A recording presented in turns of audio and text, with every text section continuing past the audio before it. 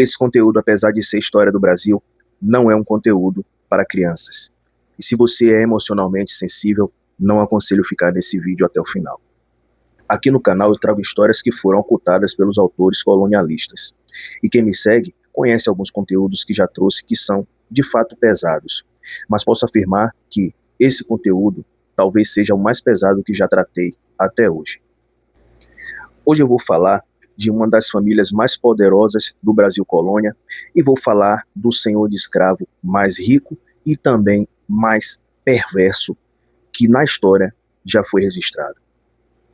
A família Garcia Dávila chegou no Brasil em 1549 com o apoio do primeiro governador-geral Tomé de Souza e foram fundamentais na expansão do Nordeste com a pecuária, fundando cidades e vilarejos. Se você mora em Salvador, no bairro do Garcia, saiba que o bairro leva esse nome porque era terra dos Garcia Dávila. Não é à toa que uma parte do bairro se chama Fazenda Garcia.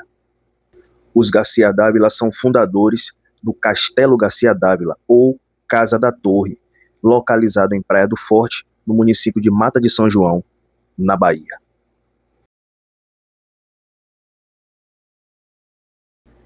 A Casa da Torre é a única construção em estilo medieval na América do Sul e foi residência fortificada e também centro administrativo de uma sesmaria que se estende até o Piauí.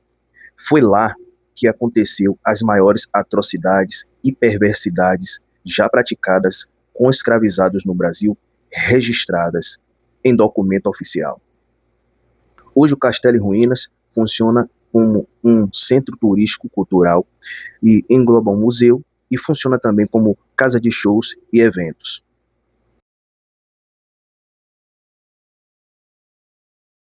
Garcia Dávila Pereira de Aragão, latifundiário, mestre de campo, um dos homens mais poderosos do Brasil colônia e também um dos mais cruéis escravistas que o Brasil já teve. Se você de fato é sensível emocionalmente, essa é a hora de sair desse vídeo. Vou tratar fatos que foram relatados em documento oficial e denunciado ao Santo Ofício em Portugal, que foi resgatado pelo antropólogo Luiz Mó e colocado na sua obra Bahia, Inquisição e Sociedade. Esses relatos não tiveram relevância na época e não tiveram nenhuma repreensão, justamente pelo fato de Garcia Dávila ser um dos homens mais poderosos do mundo na época e muito influente. Mas esses registros têm poder histórico fundamental e muito importante, especificamente pela sua riqueza de detalhes.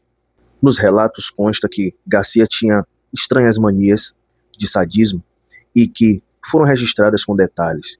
Garcia andava pelo castelo berrando, abre aspas, a quem açoitarei eu no dia de hoje, fecha aspas. Garcia gostava de ver os cachorros se alimentarem do sangue dos escravizados que ele açoitava no chão. Garcia tinha o prazer de açoitar e maltratar seus escravos justamente no dia da Sexta-feira da Paixão. Ele tinha como seu dia predileto no ano para torturar seus escravos. Vou começar com um dos fatos da história da jovem Laurinda, escravizada de Garcia Dávila, que, ao ter feito algo que não foi relatado nesse caso, Garcia colocou a escravizada em pé, ficou em um lugar mais elevado e com um alicate começou a arrancar os seus cabelos. O jovem Caetano, de aproximadamente 30 anos, ao tocar um instrumento chamado rabeca, sem a presença de Garcia em casa, ao chegar e ver o jovem Caetano tocando esse instrumento, ele pede para 2 escravizados açoitar Caetano de 9 horas até as 17 horas da tarde. E quando os 2 escravizados cansavam de açoitar, trocava por mais 2 escravizados. Quando o jovem Caetano desmaiava de dor, ele mesmo, Garcia Dávila Pereira de Aragão, colocava nos seus olhos limão com sal, com uma pena de ave, para que aquele jovem acordasse para continuar a ser açoitado. No dia seguinte, com o corpo em carne viva, especificamente as suas nádegas, Garcia manda deixar Caetano no sol de manhã até às 9 horas da noite, sem comer e sem beber nada. Uma criança chamada Manuel, de 6 a 8 anos, filho de uma escrava chamada Rosaura. Garcia manda colocar essa criança de cabeça para baixo, com as pernas abertas, e coloca sebo de vela quente no ânus da criança.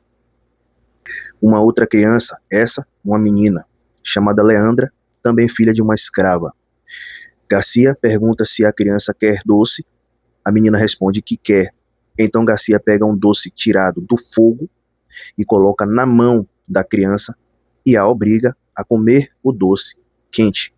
Em uma outra ocasião, com essa mesma menina, Garcia coloca o rosto da menina próximo ao fogo e abana para que as faíscas de brasa queimasse o rosto da criança. E foi reprimido por uma ama de leite da casa, ao chegar no momento e gritar, abre aspas, o que é isso, meu senhor? Que fazes com essa menina? Garcia solta a menina e sai sorrindo. Em uma outra ocasião, Garcia manda açoitar 2 escravizadas com rabo de peixe à raia, deixando o corpo inteiro em carne viva. Depois, coloca as 2 escravizadas deitadas no chão e começa a arrancar os pelos pubianos com cera quente. Em uma outra ocasião, Garcia coloca um escravizado, já idoso, aproximadamente 80 anos, de cabeça para baixo, manda abrir as suas pernas com a corda amarrada e começa a introduzir pimenta malagueta no seu ânus. É de uma barbaridade imensa ler esses relatos. Foram 26 itens registrados nessa denúncia e eu não relatei nem metade. Para relatar eu teria que ter mais tempo e principalmente mais frieza emocional para tratar dessas atrocidades, desses absurdos praticados no Brasil colônia.